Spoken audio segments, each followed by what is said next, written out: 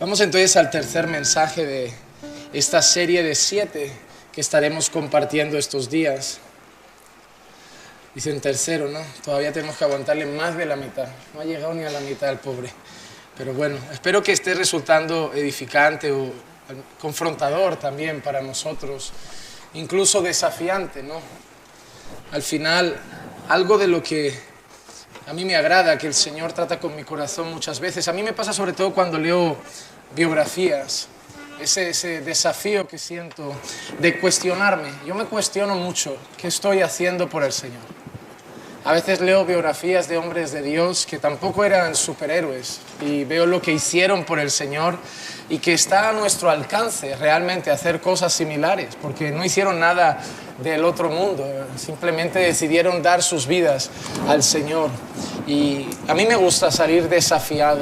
Así que a veces para salir desafiados necesitamos ser un poco zarandeados para salir un poquito de la comodidad en la que podemos estar, pero espero que en cada palabra de zarandeo puedan simplemente percibir el amor de un hermano que no quiere zarandearlos a ustedes, sino zarandearnos a todos nosotros para que juntos podamos ser esa iglesia que sigue firme y adelante con los ojos puestos en el Señor. Vamos entonces hoy a Apocalipsis, capítulo 2, y los versículos 12 al 17. Esos van a ser los textos, el texto que vamos a estar meditando en este día. Apocalipsis, capítulo 2, versículos 12 al 17. Y dice así la palabra del Señor: y escribe al ángel de la iglesia en Pérgamo, el que tiene la espada aguda de 2 filos, dice esto: yo sé dónde moras, donde está el trono de Satanás. Guardas fielmente mi nombre y no has negado mi fe, aun en los días de Antipas, mi testigo, mi siervo fiel, que fue muerto entre vosotros, donde mora Satanás. Pero tengo unas pocas cosas contra ti, porque tienes ahí a los que mantienen la doctrina de Balaam, que enseñaba a Balac a poner tropiezo a los hijos de Israel, a comer cosas sacrificadas a los ídolos y a cometer actos de inmoralidad. Así tú también tienes algunos que de la misma manera mantienen la doctrina de los nicolaítas. Por tanto, arrepiéntete, si no, vendré a ti pronto y pelearé contra ellos con la espada de mi boca. El que tiene oído, oiga lo que el Espíritu dice a las iglesias. Al vencedor le daré del maná escondido y le daré una piedrecita blanca y grabado en la piedrecita un nombre nuevo, el cual nadie conoce sino aquel que lo recibe. Vamos a orar. Padre, hemos sido tan edificados, Señor, con el devocional de esta mañana, tan enriquecidos con la comunión en el tiempo de oración con los hermanos, fortalecidos, Señor, en la fe a través de la oración de cada uno de aquellos que han orado en nuestros grupos. Pero antes de ir a tener luego un tiempo libre, un tiempo de ocio, queremos volver a ponernos delante de tu palabra. Queremos, Señor, escucharla. Y, Señor, como dice la Escritura, si oímos hoy tu voz, no queremos endurecer nuestros corazones. Queremos, Señor, que nuestros corazones sean humildes para recibir tu palabra. Queremos que nos ayudes a través de tu Santo Espíritu a poder examinarnos a la luz de lo que hoy se nos diga y poder, Señor, tener convicción por tu Espíritu de estas verdades para que las pongamos por obra. Pues no deseamos ser solamente oidores de tu palabra, sino queremos ser hacedores de tu palabra. Así que ayúdanos, Señor, y sigue edificando a tu iglesia como estás haciendo de una manera tan hermosa todos estos días, a través de cada conversación y de cada tiempo que compartimos. Háblanos, Señor, te lo pido, en el nombre de Jesús. Amén. Nos encontramos en otro territorio. Ahora llegamos a Pérgamo. Y bueno, Pérgamo era muy reconocida sobre todo, también fue una zona, una ciudad, un lugar que también tuvo mucho nombre a nivel político, a nivel social, a nivel económico. Algunos incluso dicen que Pérgamo llegó a superar, cuando ya Roma tomó posesión y gobierno de Pérgamo, llegó a superar a lugares como Éfeso. Pero Pérgamo se destacaba mucho por su intelectualidad. Algunos consideran que tenía posiblemente en aquel momento la segunda librería o biblioteca más grande que existía en el momento tras la de Alejandría, y allí se concentraban pensadores, filósofos, incluso diversas religiones. Un lugar donde el intelectualismo brillaba en sus calles y en sus plazas, un lugar donde las personas que se entendían tener conocimiento, mucha inteligencia, estaban ahí reunidas y eran los que más o menos ponían en orden las cosas en la ciudad. Un lugar donde mentes privilegiadas vivían, donde gente de muy buena reputación y de buen poder también adquisitivo hacía morada. Pero luego vamos a ver cómo lo describe el Señor. Pero antes de llegar a la descripción que el Señor empieza a hacer hacia su iglesia, el autor vuelve a expresarse del Señor Jesús de una manera diferente. Ya ha hablado de aquel Señor que tiene a la iglesia y sus ancianos en sus manos, aquel Señor que se pasea entre los candelabros, aquel Señor que estaba muerto y ahora vive, aquel Señor que estaba en el principio y en el final, pero ahora utiliza una expresión quizá un poco más fuerte. Dice: el que tiene la espada aguda de dos filos, dice esto. Algo bonito de las 7 cartas a las 7 iglesias es que no solo vemos la descripción de las iglesias, sino que si vas sumando cada primera frase, vas viendo la descripción del Señor. Es como, en vez de decir quién es el Señor de una manera completa, va dando detalles del Señor en cada una de las cartas. Ha hablado de su eternidad, ha hablado de su poder, ha hablado de su presencia en la iglesia, ha hablado de varios aspectos, pero ahora habla de esa manera. El que tiene la espada aguda de dos filos dice esto. Y cuando nosotros leemos, por ejemplo, también Apocalipsis 19, el versículo 15, más adelante, vamos a leer: de su boca sale una espada afilada para herir con ella a las naciones, y las regirá con vara de hierro, y él pisa el lagar del vino del furor de la ira del Dios Todopoderoso. Así que la palabra espada aquí no tiene un tono dulce, tiene un tono bastante severo, porque es una espada utilizada para castigar, es una espada utilizada para juicio, es una espada utilizada para cortar. A ver, las espadas no hacen nada bueno. Las espadas matan gente, las espadas degollan personas, atraviesan el pecho, penetran hasta el corazón. Incluso de una manera diferente, la Biblia también se refiere a las Escrituras, a la palabra de Dios como la espada. Hablando el otro día, esta mañana el hermano, sobre el asunto de la armadura de Dios, menciona la espada de la palabra, pero por su capacidad de poder penetrar hasta lo más profundo de nuestro ser. A veces nos sentimos realmente descubiertos y desnudos por el poder de la palabra. A veces el Señor pone delante de nosotros predicadores que no nos conocen absolutamente de nada, y nos empezamos a sentir como que el mensaje habla directamente a nuestros corazones. Cuando pasa en tu iglesia es peculiar, porque es el pastor echándote indirectas y cosas parecidas, ¿no? Porque es malo a veces predicar en tu iglesia, porque a veces estás predicando y como ya los conoces, la gente dice: no, me está tirando pullitas desde el púlpito.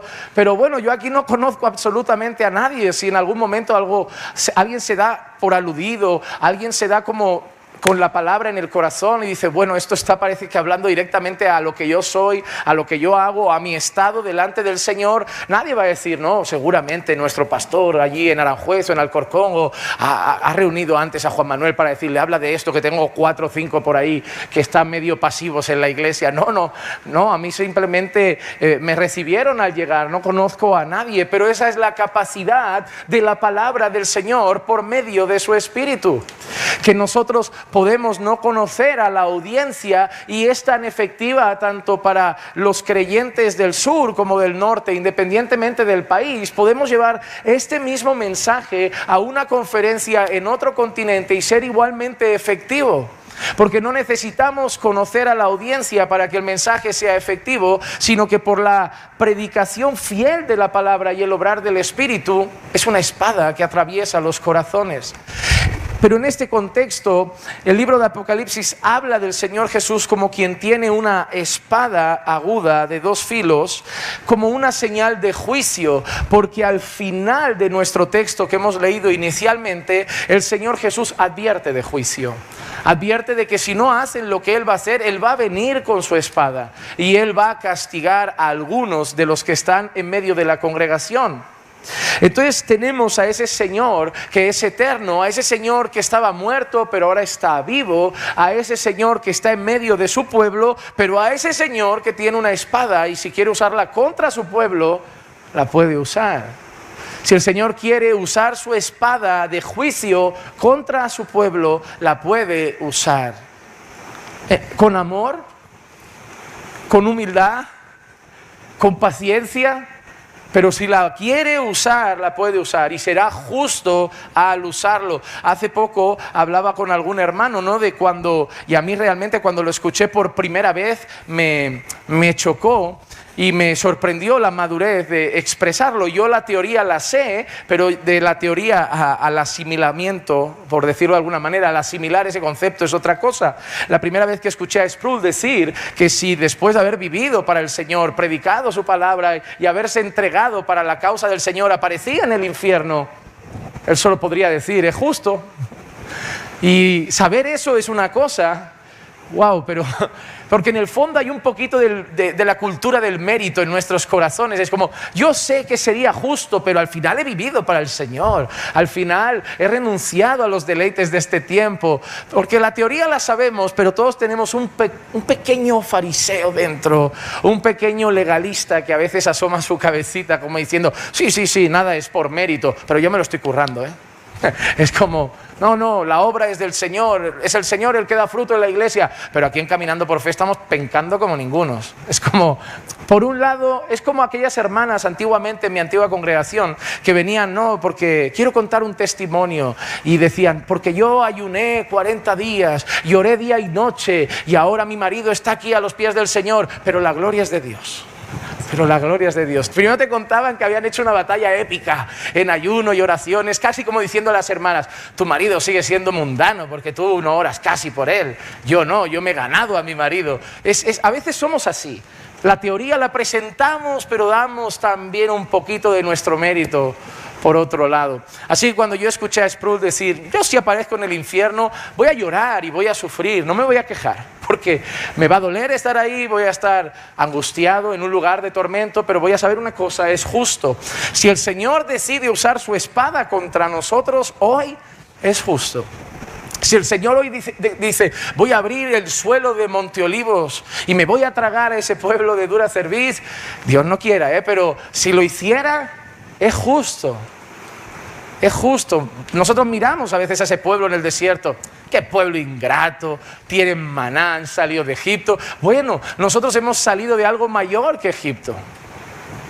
Nosotros no hemos salido de Egipto, nosotros no hemos salido de la esclavitud física, hemos salido de algo mayor, de una esclavitud espiritual. Estábamos muertos y nos han dado vida, éramos esclavos del pecado y nos han hecho libres, y aún así a veces, como aquellos de el desierto, también somos un poco ingratos con el maná, inconformistas con lo que el Señor nos da, a veces reclamamos un poquito, por ahí nos hacemos nuestro becerrito de oro, y si el Señor dice, pues a estos también me los trago hoy en Monte Olivos, es justo.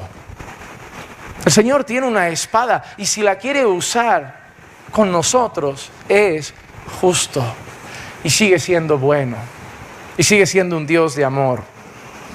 Pero mira lo que le empieza a decir a esta iglesia, y lo que empieza a decir es dónde se encuentran. Yo sé dónde moras, donde está el trono de Satanás. Y al final del mismo versículo, después de contar algo en medio, dice, donde mora Satanás. Lo repite 2 veces. Yo sé dónde moras, donde está el trono de Satanás. Guardas fielmente mi nombre y no has negado mi fe, aun en los días de Antipas, mi testigo, mi siervo fiel, que fue muerto entre vosotros, donde mora Satanás. Donde mora Satanás. Hermanos, es interesante. Esa expresión donde mora Satanás, si nosotros leyéramos de una manera muy literal este texto y no pensáramos que Apocalipsis es algo simbólico, aunque sea un poco, aunque sea un poquito, pero nosotros podríamos pensar que Satanás vive en la calle de Lugo, número 44, ahí en medio de la ciudad. Pero no se refiere a eso. No creo que se refiera ni siquiera a que Satanás tiene una iglesia satánica donde lo adoran y le rinden culto directamente y él se manifiesta de vez en cuando y hace su residencia de verano en Pérgamo. No, pero ¿cómo era la ciudad? Era un lugar de paganismo, era un lugar de misticismo, era un lugar de libertinaje, era un lugar de pensamiento anticristiano. Lo que podía respirar en las calles era todo contrario a los valores que Dios había establecido en su palabra. Personas que decían ser las más sabias del planeta, personas que decían ser las más inteligentes, que consideraban que tenían todas las respuestas a la vida, todas las respuestas filosóficas a vidas y por saber, estaban allí. Imperaba el paganismo, imperaba el misticismo, imperaba una religión libertina, imperaba la idolatría, y ahí es donde entendemos esa expresión: tú estás ahí en medio. Y voy a decir dos cosas en cuanto a esto. La primera, Dios tiene pueblo en los peores lugares. Porque es muy fácil irse de misionero a Estados Unidos. A mí cuando encuentro un pastor que me dice, me voy de misiones, ¿dónde? No, ahí que el Señor me ayude. ¿Dónde vas? A Los Ángeles. Digo, tú quieres hacer surf. Tú quieres hacer surf y que te paguen por ir. O cuando gente me dice, pastor, ¿podría apoyarme a las misiones? ¿Para dónde? No, había pensado Estados Unidos, Sudamérica. Digo, tú quieres ir de vacaciones y que te paguemos el viaje. No te quieres ir a la India, hombre. No te quieres ir a China, no te quieres ir a Corea. Todos, es muy fácil, lo siento mucho, pero es muy fácil hacer misiones en Occidente. Es muy fácil hacer misiones en Norteamérica. Es muy fácil hacer misiones en el Reino Unido. Es muy fácil hacer misiones en Sudamérica. Si tienes una iglesia en cada calle, hay más iglesias que bares. Tiene dificultades, pero tiene dificultades en cuanto al rechazo de la fe, que la gente es más libertina, pero no tenemos miedo de que nos maten por el camino, no estamos en lugares a lo mejor donde peligra nuestra vida o nuestra integridad física. A veces llamamos dificultades y a mí me cuesta considerar dificultades cuando veo lo que otros están pasando. Pero el Señor tiene pueblo en esos lugares y yo doy gracias a Dios por misioneros valientes que van a lugares donde nosotros no queremos ir y no querríamos llevar a nuestros hijos y a nuestras esposas, pero Dios les da a entender que Él tiene pueblo en todos los rincones de este planeta. Y que no solamente tiene pueblo donde el pastor que va a servir puede tener un buen trabajo, un buen apartamento, conducir un buen coche. También tiene pueblo en las tribus que están en el Amazonas. También tiene pueblo en la sierra de Bolivia, donde hay un pueblecito que apenas habla español. Tiene pueblo en esos lugares. Y alguien va a tener que ir a lugares donde otros no quieren ir, porque Dios tiene pueblo allí. Si Dios te ha llamado a un pueblecito de la sierra, obviamente no creo que crezca tanto, aunque Dios soberanamente lo puede hacer, como en el centro de Barcelona una iglesia, o como en el centro de Madrid, o como en el centro de Valencia, pero Dios tiene pueblo. Y yo valoro mucho a los pastores que saben que a lo mejor van a tener que ser bivocacionales toda la vida, porque son pastores de un pueblecito en la sierra con poquitos habitantes, pero Dios tiene pueblo. Así que a veces Dios nos va a mandar a hacer misión donde nosotros no queremos ir. Nos va a mandar a hacer misión donde no planificábamos plantar una obra, donde no planificábamos vivir. La ciudad donde nosotros estamos es muy grande, pero no es la ciudad más bonita, no es la ciudad con la mejor economía. La mayoría de personas de nuestra iglesia son personas extranjeras. Muchos viven en habitaciones alquiladas, no son personas que tengan su piso propio, su coche propio, su economía estable. Viven en habitaciones, tienen trabajos picados. A lo mejor comparten piso entre 3 familias. Pero en ese barrio, en esa ciudad donde hay delincuencia, donde el ambiente no es muy bonito, donde bajas de la iglesia y hay un local ocupado y 3 chicos así, no sé, en el caso nuestro, 3 musulmanes fumando lo que no tienen que fumar, groseros, maleducados, viviendo de esa manera, y ahí en medio Dios tiene pueblo. Ahí Dios quiere a su iglesia. Su iglesia no solo estará en, no sé qué barrio tenéis por Madrid, La Moraleja, o no, Dios tiene, no sé qué barrios chungos tenéis por esos lados, Horcasitas, cosas así. Dios tiene pueblo allí. Dios no salva solo a gente en los barrios altos, en Beverly Hills. Dios también salva a gente en las zonas pobres, en las zonas difíciles, en las zonas violentas. Ahí Dios tiene pueblo, donde mora Satanás. Donde Satanás reina, donde parece que Satanás acampa más a sus anchas, donde parece que Satanás gobierna de una manera más visible, ahí Dios tiene pueblo. Y ahí necesitamos una iglesia capaz de cantar lo que hemos cantado en el himno, firmes y adelante. Firmes y adelante. Ese himno es de ánimo para la iglesia que batalla allí donde mora Satanás. Y también debemos entender que allí donde mora Satanás también puede ser nuestra ciudad. Porque nuestras ciudades quizá nos permiten congregar, pero cuando sales a Barcelona, ahí todo el mundo considera que nuestra fe es medieval.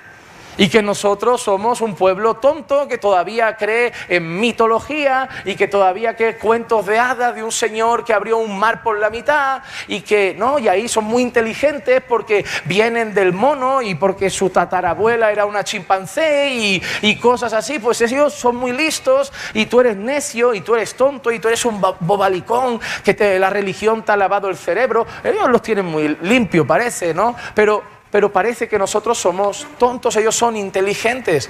Y ahí van por sus calles con esa cara, ese alarde de soberbia, de superioridad por encima de las creencias nuestras, mostrando que son muy inteligentes con su progresismo, su ideología de género, la legalización de la pedofilia, y ahí muestran claramente que son súper sabios. Pero ahí mora Satanás también. Quizá no vemos una persecución física, pero ves a Satanás en cada calle, en los jóvenes, en las universidades, en las escuelas. Barcelona es un lugar donde mora Satanás. Quizá tu ciudad también es un lugar donde mora Satanás, y ahí Dios tiene pueblo, ahí tiene a su iglesia, y Dios le dice a su iglesia: yo sé dónde moras, donde está el trono de Satanás. Pero mira qué ha hecho esta iglesia donde está el trono de Satanás. Has guardado fielmente mi nombre y no has negado mi fe. No es nuestra fe negociable cuando hay presión social. Nuestra fe no puede ser negociable cuando vivimos donde mora Satanás. Si yo voy a comer con mi familia y tengo familiares que parece que allí mora Satanás, voy a guardar su nombre y no voy a negar mi fe. Y si voy a ir a una escuela donde parece que el director y todo el colegio estudiantil está dirigido por el mismo diablo y sus pensamientos, yo ahí voy a guardar el nombre de mi Señor y no voy a negar mi fe. Yo creo que necesitamos una iglesia valiente. Una iglesia que guarde el nombre del Señor y no niegue su fe, porque a su alrededor more Satanás. Es de valientes estar firme cuando el 99% que te rodea te dice claudica y niega al Señor. Únete a nuestro pensamiento. Tu vida será más fácil si eres de la mayoría. Tu vida será más fácil si piensas como el resto de jóvenes. Tu vida será más fácil si piensas como el resto de la sociedad. Dejarás de ser un bicho raro. Dejarán de mirarte extraño. Dejarán de llamarte retrógrado, homófobo, machista y tantas otras cosas. Pero en medio de esa presión social donde mora Satanás, debemos guardar el nombre del Señor. Y nosotros escuchábamos un devocional estos días sobre la importancia del nombre del Señor. No es guardar solo mi fe. Mira lo que dice que debemos guardar. Guardas fielmente mi nombre. Y nos hablaban de eso, ¿verdad? De la importancia del nombre del Señor. No solamente creer en el Señor, sino el nombre del Señor, lo que el nombre del Señor representa. Lo que el nombre del Señor es, lo que el nombre del Señor muestra, sus atributos, su grandeza, su majestad, su poder, su realidad, su existencia. Bueno, Dios no existe, Dios es distinto. Pero en medio de toda esa sociedad anticristiana, en medio de toda esa sociedad contraria a la fe, en medio de esa sociedad donde cada vez el ateísmo es más prominente, debemos guardar el nombre del Señor y no negar nuestra fe. En los pocos años de ministerio que llevo, veo gente que claudica en los caminos del Señor. Veo soldados que tiran la toalla, veo soldados que dejan la batalla, veo soldados que renuncian, que cuelgan la armadura y simplemente dejan de batallar. Porque en el mundo acabó la batalla. Porque te asociaste con el enemigo y ya no tendrás batalla. Pero, ojo, no tendrás batalla en este tiempo presente.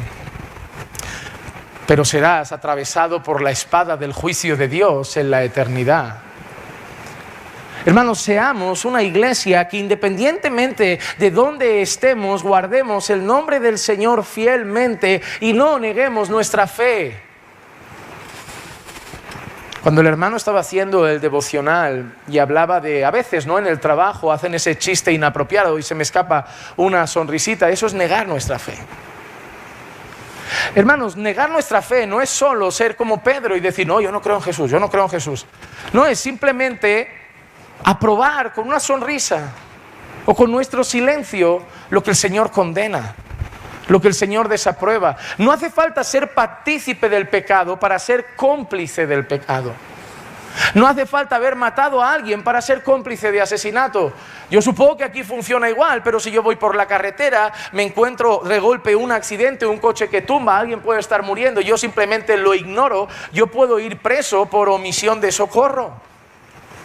Porque yo tengo mi responsabilidad de actuar íntegramente en esa situación. Y cuando yo estoy en mi trabajo o con familiares inconversos o en la escuela, no se trata solo de no hacer cosas malas, sino de actuar íntegramente en esa circunstancia. Y si en mi escuela mora Satanás, en mi universidad mora Satanás, en lugares donde está mi familia mora Satanás, en mi trabajo mora Satanás, yo voy a guardar fielmente el nombre del Señor y no voy a negar mi fe. Por eso nos llegarán los sufrimientos de los que hablábamos ayer. Cuando hagamos estas cosas, no caeremos bien a todo el mundo. No seremos los mejores compañeros de trabajo y en el colegio no nos van a apreciar todos. Es más fácil ir a favor de la corriente de este mundo, pero el Señor nos pide ir contra corriente. Así que lo primero que el Señor dice es, has sido fiel en medio de donde mora Satanás. Hermanos, sean fieles en Alcorcón, sean fieles en Madrid, sean fieles en Sevilla, sean fieles en Jaén, sean fieles allí donde se encuentren. Sean fieles al Señor. Sean fieles donde mora Satanás, porque Satanás, a la luz de las Escrituras, es el príncipe de este siglo. Hemos visto nuestra lucha no es contra carne ni contra sangre, sino contra principados, contra potestades, contra huestes espirituales de maldad en las regiones celestiales. La Escritura también afirma que Satanás ha cegado el entendimiento de los incrédulos para que no vean el Evangelio, para que no vean la gloria de Dios en la faz de Cristo. Satanás mora allí donde tú estás. Satanás obra entre los incrédulos. Satanás, estoy completamente de acuerdo que participa en el avance de todas estas leyes nuevas e ideologías. Si no somos capaces de ver a Satanás detrás de eso, yo me preocupo. Yo sé que vengo de un movimiento carismático que veíamos al diablo hasta en la Coca-Cola. Yo lo sé. Pero me he dado cuenta que hay creyentes que se han ido al otro extremo y que viven como si Satanás no existiera. Y para mí los dos extremos son peligrosos. Satanás no está hasta en la Coca-Cola. Satanás no está. Yo recuerdo decirle a un pastor, a alguien, pastor, me gusta ese coche, era un Dodge. Y el Dodge tiene una marca peculiar, creo que es un cabrito. Ese coche es del diablo. ¿Por qué? No, porque mira, el logo es un becerro, es un cabrito, es un... Hombre, no, me voy a privar de comprar un coche tan bonito como ese. Le pongo una pegatina, si quiere, de un cordero ahí delante y ya lo santifico. Parece que si le pones un pescado al coche detrás, lo has santificado. Una cosa, hermano, si llevas el pescado respeta las normas de velocidad. Si ya vas a decirle al mundo con tu coche, soy creyente, conduce como es digno de tu llamamiento. No es obligatorio ponerse el pez en el coche, pero al menos sé luz si vas a ponerle el pescadito. No, porque es asombroso, ¿no? Ver el pescadito y ver saltándote los semáforos en rojo, no haciendo los stop a 180 porque vas con un BMW. Quítale el pescado.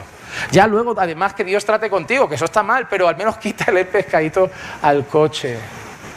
Porque a veces es eso, alardeamos de una fe que simplemente pasa a ser una pegatina, pero que se debería ver en un testimonio mucho más respetable. Como cuando a veces te tomas algo con alguien y va con el pececito y luego hay un control de alcoholemia y ahí tienes al creyente batallando con el agente de autoridad que le está multando porque dio positivo. Pero son 2 copas y encima le dicen a la gente, yo no he pecado, Dios solo condena la embriaguez. Digo, caballero, no me cuente lo de su Biblia, pague, aquí ha dado positivo. Digo, das mal testimonio, no bebas entonces y vas a conducir. Tienes que ser luz, independientemente de tus principios. Vivimos en una sociedad donde mora Satanás y qué divertido será que la gente llegue al cuartel diciendo, ¿a qué no sabes a quién he multado hoy por ir? Y dice que era pastor. Es triste cuando somos el pretexto de muchas personas para seguir avergonzando a la iglesia. Es triste cuando nosotros somos el motivo de aquellos que dicen, en la iglesia hay muchos hipócritas. Nosotros no deberíamos ser el pretexto, deberíamos ser el ejemplo. Nosotros no deberíamos ser la excusa de decir, como ellos lo hacen, se puede hacer. No, deberíamos ser el ejemplo de decir, yo quiero ser como ellos. Yo quiero lucir como ellos, yo quiero andar como ellos, yo quiero ser como ese matrimonio. Yo conozco un matrimonio que son creyentes de verdad. A mí me gusta cuando añaden esa frase al final, de verdad. Yo conozco a un cristiano, pero no de estos que van solo a la iglesia, de verdad. Y te dice, que cuando hablen de nosotros digan eso. No, yo conozco a un pastor de verdad, de verdad. Pero ahí debemos ser luz donde mora Satanás, guardar fielmente el nombre del Señor donde mora Satanás. Tenemos una batalla, él anda como león rugiente buscando a quien devorar. Ahí hay un libro muy edificante, a mí me gustó mucho, me ayudó mucho cuando empecé a entender esas cosas. Se llama Remedios Preciosos contra las artimañas de Satanás o del enemigo. Y para mí fue un libro muy práctico, es decir, wow, sí, es verdad, es un tramposo, es astuto, es sucio, es miserable. No me va a quitar la salvación, soy salvo, pero puede hacer mi vida espiritual miserable y vergonzosa. Puede apagar mi relación con el Señor en cierta manera, porque si peco entristezco al Espíritu Santo de Dios. Satanás está a nuestro alrededor y Satanás va a querer sacar tu ira porque sabe cómo te vas a sentir después de pecar. Sabe que la oración no va a saber igual, que la alabanza no va a saber igual, que la palabra no va a saber igual. Entonces Él está ahí, no está hasta en la Coca-Cola, pero Él es real. No nos vayamos al otro extremo de, la Biblia dice que aquel que es de Dios, el diablo no lo toca. Sí, sí. Dios es soberano, el diablo si hace algo con nosotros, posiblemente será como con Job, bajo el permiso de Dios. Pero Él puede poner tentaciones, Él tiene artimañas, Él puede poner tropiezos. Y ahí debemos nosotros guardar fielmente el nombre del Señor y no negar la fe. Y en este caso además añade un detalle interesante. Aún en los días de Antipas, mi testigo, mi siervo fiel, que fue muerto entre vosotros. Además da un detalle histórico. Ahí hubo un siervo del que dicen que es un siervo fiel y que la situación era tan grave que llegó a morir por causa de su fe. Hermanos, nosotros debemos estar dispuestos a ser como Antipas. Guardar de tal manera el nombre del Señor que si debemos morir por causa de nuestra fe, lo hagamos. En una ocasión, Pablo dice lo siguiente en Hechos 21:13. Entonces Pablo respondió, ¿qué hacéis llorando y quebrantándome el corazón? Porque listo estoy, no solo de ser atado, sino también de morir en Jerusalén por el nombre, y mira qué interesante, por el nombre del Señor Jesús. Así que en primer lugar seamos una iglesia como la de Pérgamo, en el sentido que seamos fieles donde mora Satanás. Hermano, yo te llamo en el Señor a ser fiel en tu trabajo, a ser fiel en tu escuela, a ser fiel en tu hogar, entre tus familiares incrédulos, a guardar fielmente el nombre del Señor y no negar tu fe bajo la presión de una sociedad donde mora Satanás. Vivamos para la gloria de Dios en un mundo que odia a Dios. Vivamos para honrar al Señor en un mundo que no cree en el Señor. Pero ahora no todo es bonito. Hay algo de lo que el Señor se va a encargar de reprender a la iglesia en el versículo 14. Pero tengo unas pocas cosas contra ti. Qué bonito es. Imagínate el ángel de la iglesia, el anciano leyendo esta carta. Hermanos, el Señor dice, has guardado mi nombre, has sido fiel. La iglesia estaría inflando el pecho como, nosotros somos la iglesia. Pero ahora de golpe empieza, pero tengo, ay no, íbamos tan bien. Yo todavía no sé lo que vamos a hacer el último día del campamento. Tendríamos que haber empezado las cartas al revés. Porque te digo que acabar el sábado con la Odisea no nos va a dejar el sabor más dulce de boca. Yo intentaré inventar algo al final. Yo acabo la Odisea y al final me voy a Juan 3:16 y lo dejaba un poco más dulce, pero va a ser difícil irnos. Pero no sé si el Señor ha querido que marchemos así.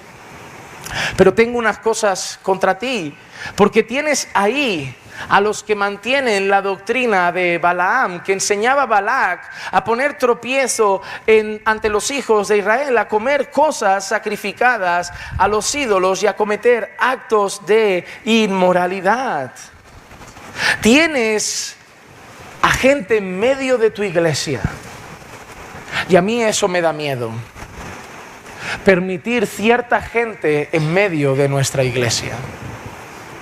Por eso yo soy muy partidario de la membresía, porque hace una clara diferencia de los que son de nuestra iglesia y de los que congregan con nosotros como visita. Porque una cosa es la iglesia, que debemos velar porque sea santa para el Señor. Y otra cosa es que la iglesia tenga las puertas abiertas para cualquier persona que nos quiera visitar con la esperanza de que sean salvos. Pero debemos hacer una distinción y no permitir que en la iglesia, en el pueblo que llamamos hermanos, hayan entre nosotros personas como esta. Ellos habían permitido que entre ellos hubiera gente que mantenía la doctrina de Balaam, que enseñaba a Balac a poner tropiezo a los hijos de Israel. Entre ellos permitían que hubiera gente con una doctrina equivocada, una doctrina que hacía tropezar al pueblo, una doctrina que llevaba al pueblo a la idolatría y a la inmoralidad.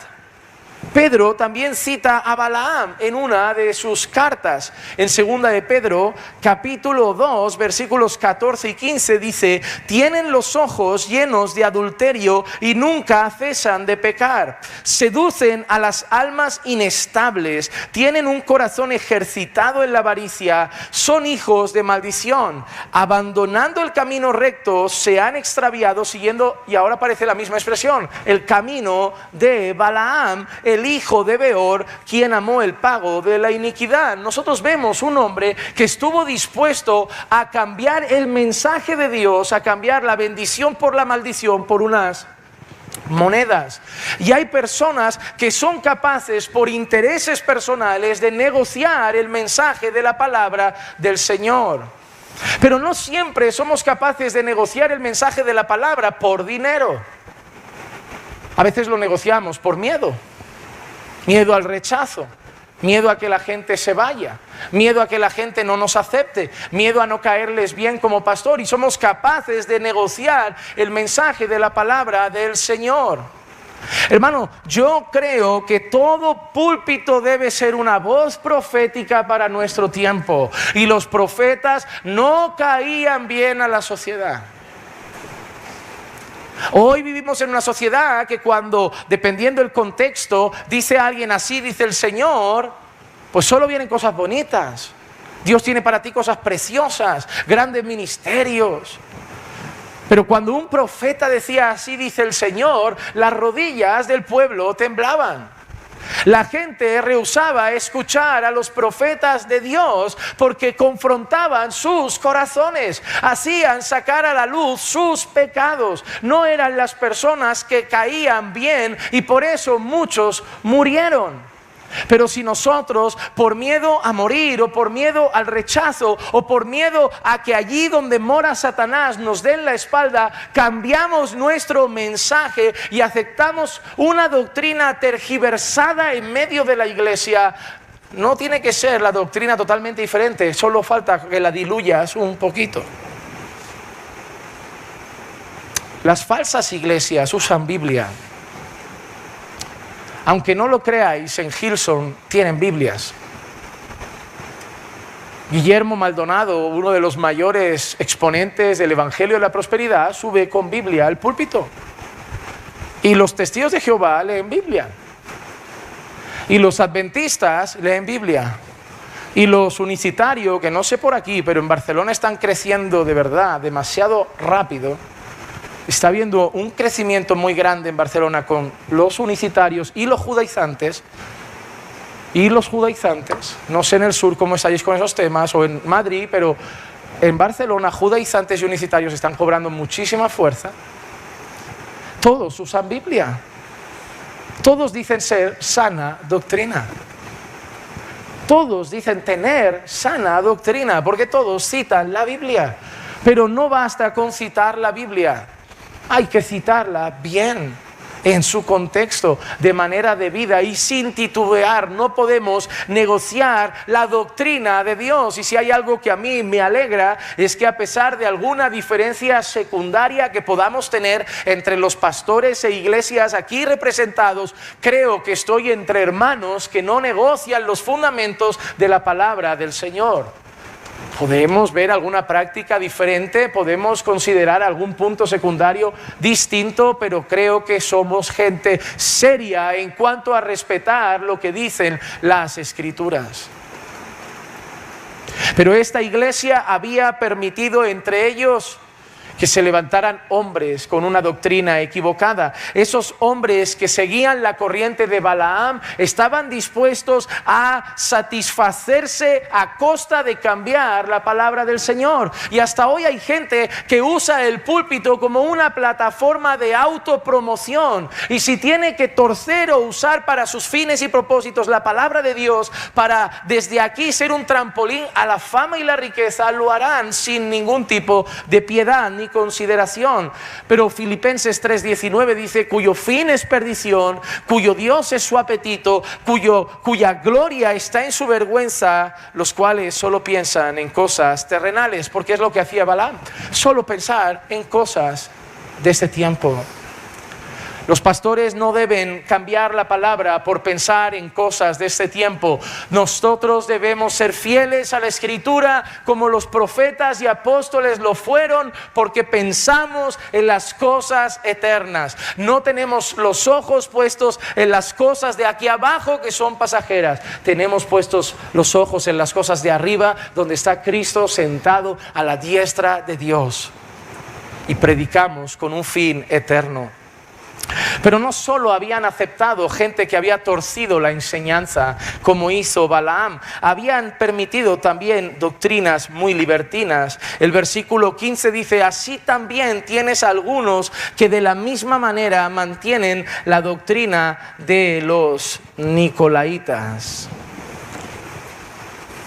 Por un lado, había un grupo de personas en la iglesia de Pérgamo que tenían doctrina equivocada, herética, y por otro lado había otro grupo en Pérgamo que permitía libertinaje. El legalismo es un cáncer para la iglesia, el libertinaje también. Y así como la Biblia es clara en cuanto a la gracia para combatir el legalismo, la Biblia también es clara en cuanto a la gente que hace de la gracia un medio y camino para el libertinaje. Los dos son un cáncer para la iglesia. Aquel que cree que la salvación y los méritos y su justificación y los ojos de Dios sobre él dependen de su mérito y esfuerzo, eso es un cáncer. Porque vas a crear o creyentes afanados que van a estar como ese Lutero martirizándose porque nunca dan la talla? Porque es verdad, la balanza siempre sale falto. Pero gracias a Dios que el Cordero de Dios movió la balanza. Y que, no, más bien dicho, que cuando nos miden a nosotros ya no es nuestra balanza, es la balanza de Cristo la que responde por nosotros. Pero, sin embargo, puedes crear creyentes afanados, puedes crear creyentes soberbios que se comparan con otros que no son tan dignos. Sin embargo, la gracia también va a crear creyentes que consideran que la gracia significa vive de cualquier manera porque Jesús es el que pagó el precio por todo. Las dos cosas son un cáncer. Porque si fuera así, ¿qué hacemos con un texto tan claro y evidente? Y para esto no hay que saber griego, Seguir la paz con todos y la santidad, sin la cual nadie verá al Señor. Señor, Señor, en tu nombre hicimos milagros, echamos fuera demonios, profetizamos. Sí, está bien, pero yo nunca os conocí, vosotros que practicáis la iniquidad. Porque el Señor viene a buscar una esposa vestida de lino fino, blanco y resplandeciente, que son las acciones justas de los santos. Podemos seguir citando textos que dejan una evidencia muy clara. El pueblo de Dios es santo porque su Dios es santo. Porque si nosotros quizá estuviéramos adorando al falso dios Baco, haríamos bacanales. Si estuviéramos adorando a Baal o a Diana, montaríamos orgías. Pero si vamos a adorar al único Dios verdadero, seamos santos porque nuestro Dios es santo. Pero este pueblo había aceptado no solo una doctrina equivocada, sino el pecado en medio de su pueblo. Había consentido pecado en medio de sus filas. En 2 de Pedro capítulo 2, versículos 18 y 19 dice: pues hablando con arrogancia y vanidad, seducen mediante deseos carnales por sensualidad a los que hace poco escaparon de lo que viven en el error, de los que viven en el error. Les prometen libertad mientras que ellos mismos son esclavos de la corrupción. Pues uno es esclavo de aquello que le ha vencido.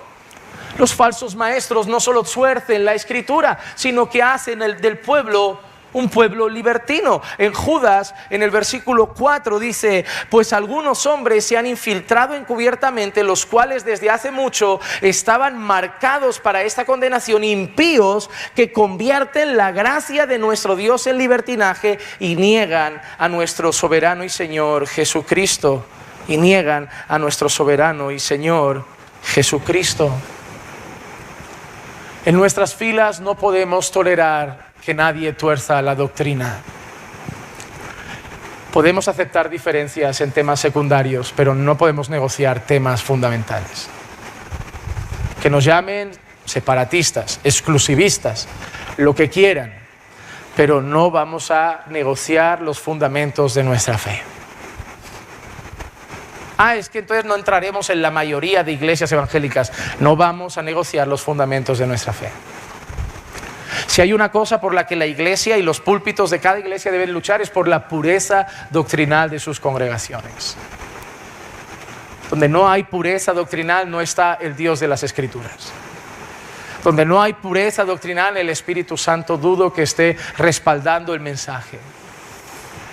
No podemos ser como Pérgamo, que permitió que en medio de sus filas personas empezaran a seducir a mentes inestables e incautas con el error. Personas que se camuflaron siendo miembros, pero en reuniones pequeñitas: yo no pienso así como el pastor en esto. Eso da miedo, eso es peligroso.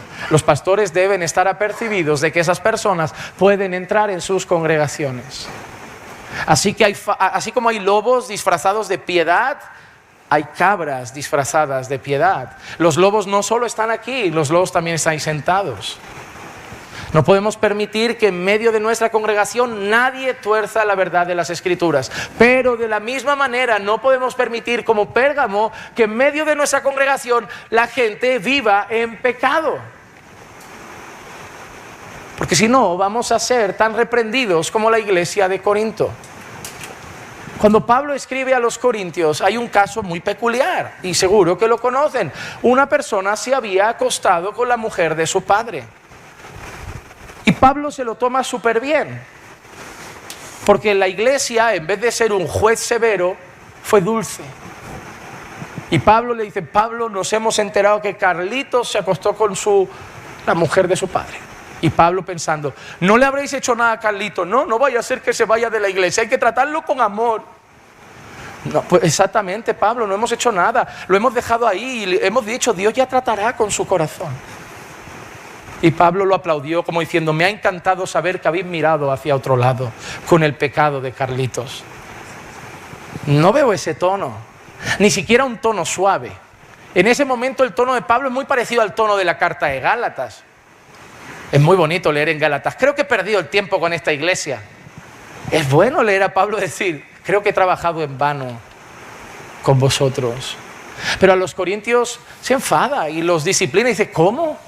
¿Cómo que habéis mirado hacia otro lado? Pues yo ya os digo lo que hay que hacer. Entregad a ese tal a Satanás. ¿Dónde mora Satanás? Sacadlo de la congregación. Dejadlo en esas calles. Sí que es verdad que en la segunda carta Pablo también le dice a los corintios, no le pongáis más carga, ya ha venido arrepentido, el Señor lo ha roto ahí fuera, lo ha quebrantado, ahora viene totalmente arrepentido por su pecado, ahora abrid los brazos y recibidlo como a un hijo pródigo, amadlo en el Señor, no le marquéis con el dedo, tú hiciste aquello en el 2012. Pero en el momento, disciplina, no podemos consentir esas cosas en medio del pueblo del Señor. ¿Nosotros hemos tenido algún caso de disciplina y crees que es agradable? El último caso de disciplina no ha llegado a la excomunión, fue un caso donde ya se presentó a la iglesia. Y mientras yo estaba con el hermano aquí disciplinándolo, yo estaba roto en llanto, porque humanamente no querría hacer esto. Pero yo cuando me reuní con el hermano y le dije, vamos a tener que hacerlo, vas a ser puesto delante de la congregación, el caso va a ser expuesto. Pastor, pero es lo que hay, hijo, has tenido más casos. Se te ha alertado primero uno, luego hemos sido varios, hemos intentado que cambies el rumbo de tus actitudes, pero ahora toca esto. Y mi corazón, ¿sabes qué decía? Otra oportunidad. Pero no se trata de mí ni de mi corazón, se trata de lo que establecen las Escrituras. Y las Escrituras establecen que si después de haber ido 2 o 3, el hermano continúa con esa actitud, dilo a la iglesia. ¿Y crees que yo espero que siga para después tenerlo por gentil y publicano? No. Y yo se lo dije, le dije, hermano, a mí me encantaría no tener que hacerlo. Y lloré cuando lo hice y lloró la iglesia. Y eso es bonito porque el hermano fue disciplinado, pero sintió el amor de su congregación que estaba sufriendo por él. Sin embargo, algo que le dije al hermano es, yo no querría, pero no lo hacemos por ti, ni lo hacemos por mí, lo hacemos por la iglesia del Señor. Él es santo y debemos velar porque su iglesia luzca santa. Así que si te arrepientes va a ser mejor para todos nosotros, pero no podemos consentir que alguien que diga ser hijo de un Dios santo viva en práctica pecaminosa, porque Juan establece que el que practica el pecado es del diablo. No podemos permitir eso en las filas de nuestra iglesia. Debemos corregir el pecado. ¿Por qué? No importa si le sienta bien o no a la iglesia. Lo que nos tiene que preocupar es cómo le está sentando a Dios lo que hacemos. Es su iglesia, Él es el Señor, y si no, Él vendrá con su espada. Y si no lo hago yo, Él lo hará de otra manera, pero Él traerá juicio. Entonces, ¿qué dice ahora después de esto? En el versículo 16, por tanto, arrepiéntete, si no vendré a ti y pelearé contra ellos con la espada de mi boca. Arrepiéntete. Parece que arrepiéntete es una palabra que solo es para inconversos. Parece que arrepiéntete es una palabra que solo es para el impío que vive en pecado. Eso es una palabra que está saliendo en cada carta a la iglesia de Cristo. Iglesia, cada una de nuestras congregaciones tiene cosas delante del Señor de las que nos debemos arrepentir. Tenemos cosas que no habremos hecho bien delante de los ojos del Señor, cosas que habremos consentido, y que si el Señor hoy nos escribiera una carta, y me gustaría que consideréis eso, cada iglesia, incluso cada pastor, que consideremos, si Dios escribiera hoy una carta a nuestra iglesia, ¿qué diría? ¿Habría algún arrepiéntete por esto? Seguramente sí, porque los creyentes nos vivimos arrepintiendo regularmente. Creo que fue Paul Washer que escuché una vez decir, la marca de que eres un verdadero creyente no es que un día te arrepentiste de tus pecados, sino que te sigues arrepintiendo de ellos todos los días de tu vida. Es más, yo ahora me arrepiento de cosas que al principio de la conversión no veía graves. Cuando conocí al Señor, yo pensaba que yo era lo más sucio y que conforme pasara el tiempo estaría tan limpito que casi no pediría perdón. Claro, porque había quitado lo gordo. Había hecho la limpieza de la casa por encima, pero no habíamos lavado a fondo el baño. Solo había quitado, pasó al plumero. Y ahí yo ya sentía, digo, ya he dejado borrachera, algún que otro vicio, esas cosas que están mal. ¿Está todo bien ya? Ahí un día llaman los de Yastel, 3 de la tarde, recién comido. Perdone, el titular de la línea no se encuentra. Y yo dije, eso es pecado, ¿eh? Y me empecé a sentir muy mal, pero hubo una batalla épica en mi cabeza como, a ver, que una mentirijilla de nada, es normal. Yo ese día aprendí que conforme pasa el tiempo, lo que antes me parecía una mentirijilla de nada, ahora me parece una cosa muy grave, porque los mentirosos no heredarán el reino de los cielos. El padre de la mentira es el diablo, Dios es veraz, o sea, estoy haciendo todo lo contrario a lo que Dios representa. Así que la última vez, y ahora cuando llaman los de Yastel, yo voy honesto y digo, mira, tú sabes que la mayoría te mienten. Te dicen que están reunidos, que no están, que no pueden, y sabes que es mentira, simplemente no quieren hablar contigo. Yo no te quiero mentir, pero no te quiero atender. A mí me han llegado a decir, gracias por su honestidad. Le digo, mira, me lo he quitado de encima y encima he quedado como un señor. Pero es una realidad. Es una realidad. Si yo no empiezo a quitarme esos pecados respetables, esas pequeñitas cosas, es como, bueno, no soy un mujeriego ni un inmoral, simplemente un poco soberbio. Dios resiste a los soberbios. ¿Cómo que un poco soberbio? Si Dios aborrece la soberbia, puede ser que a ti te parezca poca cosa. Nosotros siempre vamos a tener algo de lo que arrepentirnos. Un mal pensamiento, una mala palabra, una cosa mal dicha, una mala actitud, una mala intención en el corazón. Así que la iglesia es llamada a arrepentirse, o si no va a experimentar el juicio de Dios. Y no creo que el Señor esté hablando de quitar salvación ni nada por el estilo. Simplemente Dios está diciendo, yo soy el Señor y si vosotros no tomáis cartas en el asunto, yo disciplino a la iglesia. Y Él lo puede hacer. Él lo puede hacer. En Corinto ya mencioné que me parece una clara evidencia de juicio de Dios cuando dice que muchos están enfermos, débiles y muchos duermen. Así que, hermanos, si hay algo de lo que nos debemos arrepentir en nuestra iglesia, hagámoslo. Hagámoslo antes de que un buen padre que nos ama nos discipline.